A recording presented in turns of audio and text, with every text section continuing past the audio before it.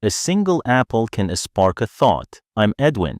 In the previous episodes, we discussed two important ideas.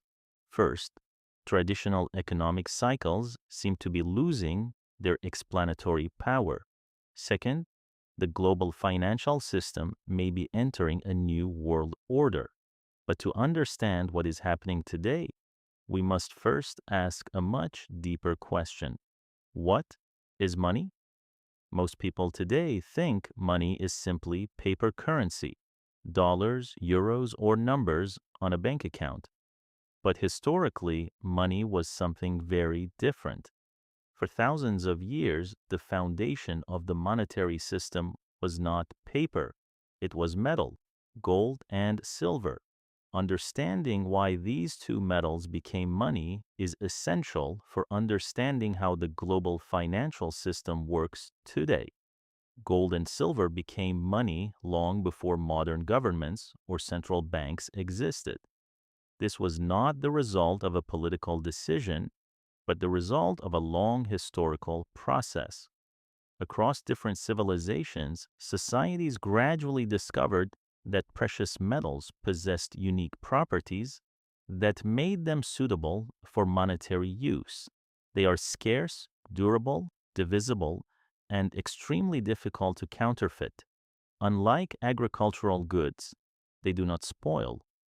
Unlike paper, they cannot be created at will. Because of these characteristics, gold and silver gradually became universal stores of value. Over time, they also became the foundation of trade.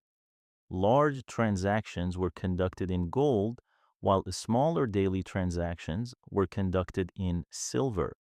Together, they formed the backbone of the monetary system for centuries. Even the relationship between the two metals was relatively stable. For long periods of history, the ratio between gold and silver remained within a range largely determined by their relative scarcity. In other words, the monetary system was anchored in the physical world.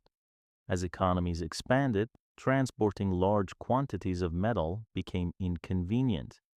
So merchants and banks began developing a new instrument, banknotes. Originally, banknotes were not money themselves. They were simply certificates. A person could deposit gold at a bank and receive a note representing that deposit.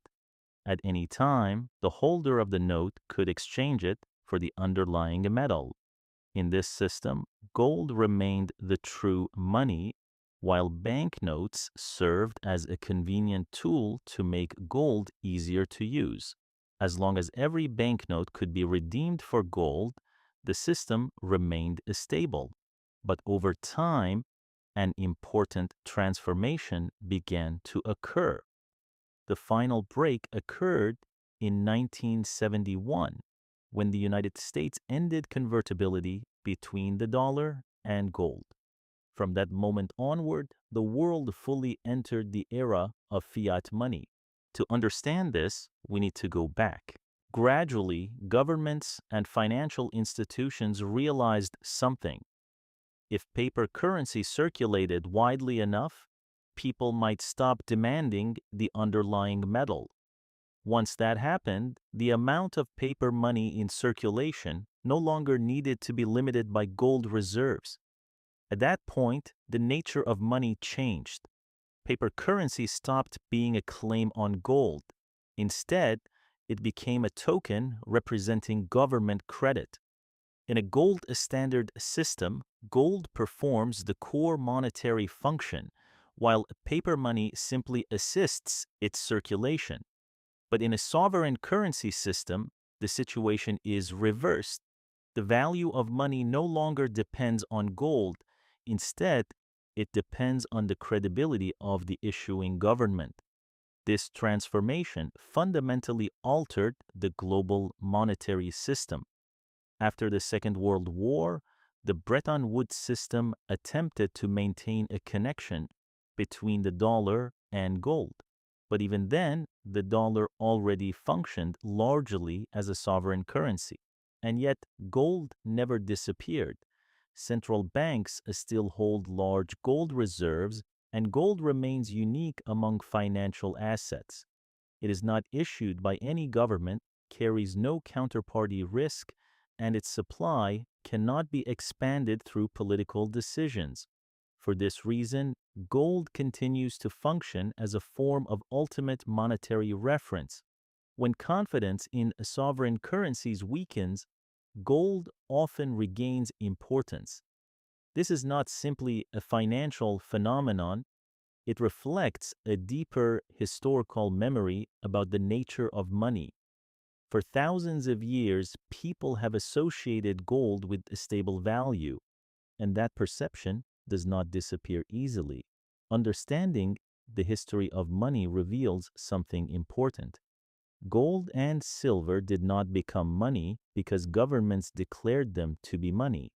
They became money because their physical properties made them reliable stores of value over long periods of time.